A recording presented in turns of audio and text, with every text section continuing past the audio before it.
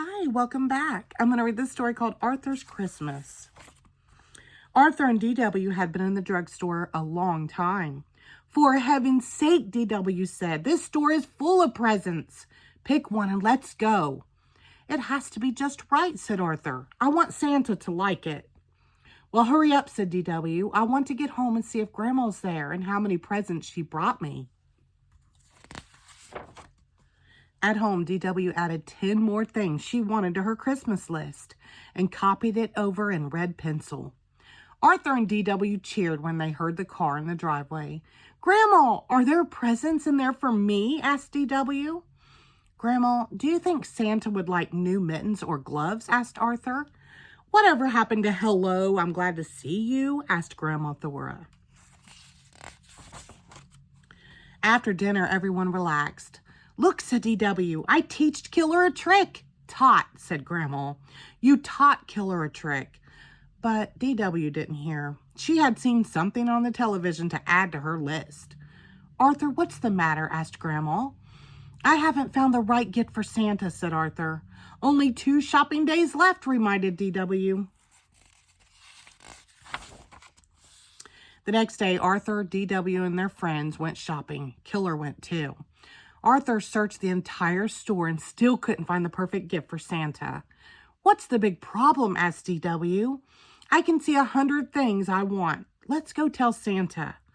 Santa, what would you like for Christmas? Asked Arthur. Ho, ho, ho, laughed Santa. You just leave the giving to me.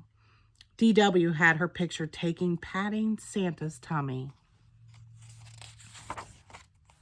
Buster was next. Santa, be careful coming down the chimney at our house. My parents always forget to put out the fire. Ho, ho, ho, said Santa. Don't worry. I'll use the front door. Then it was Francine's turn. Have you been a good little girl? Asked Santa.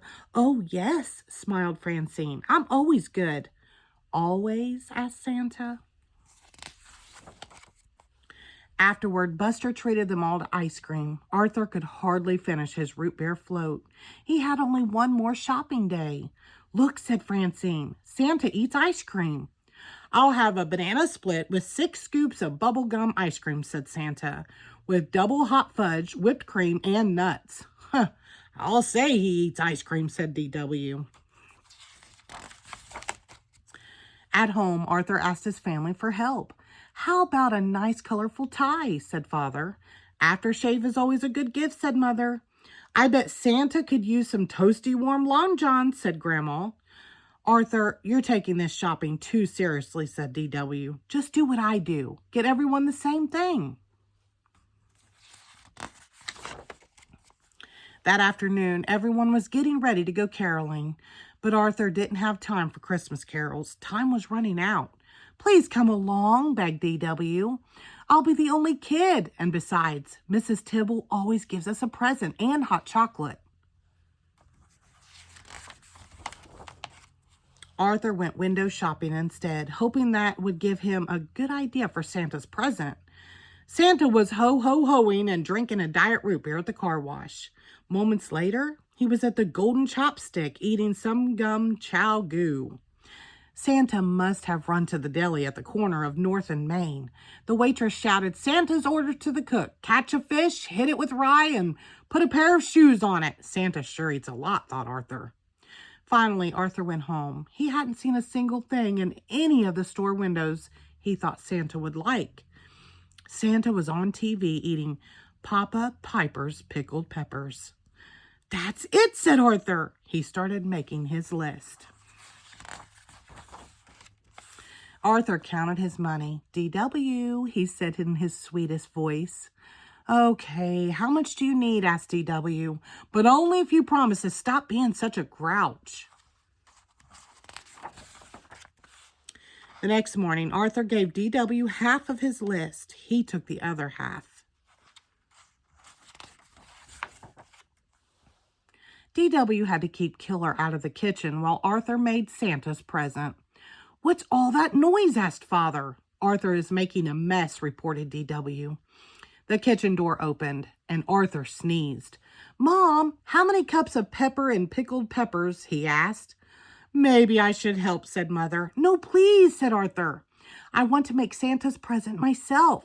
Just tell me how many sticks of gum in Subgum Chow Goo. Poor Santa, said DW. Hours later, Arthur whistled while he set the table for Santa. What's that? Asked Father. Pickled peppers, a hot fudge sundae on bubblegum ice cream, and Subgum Chow Goo. I sort of combined Santa's favorite foods, Arthur explained. What's that big lumpy thing that's moving? Asked Grandma. A pizza to go, said Arthur, with everything on it. If you want Santa to come, you'd better go to bed, said Mother. If you want Santa to come, thought DW, we'd better do something about that food. DW couldn't fall asleep. I have to do something, she thought. Poor Arthur worked so hard. But if Santa gets one whiff of Arthur's present, he'll never set foot in the dining room, much less eat any of it. Careful to miss the squeaky step, DW tiptoed downstairs in the dark. Ew, look at all that food falling. Ew. The next morning, Arthur was the first one up. Santa ate it all, he cried, and he left a note. Dear Arthur, you were so nice to take the time to find out my favorite foods and make them. Thank you.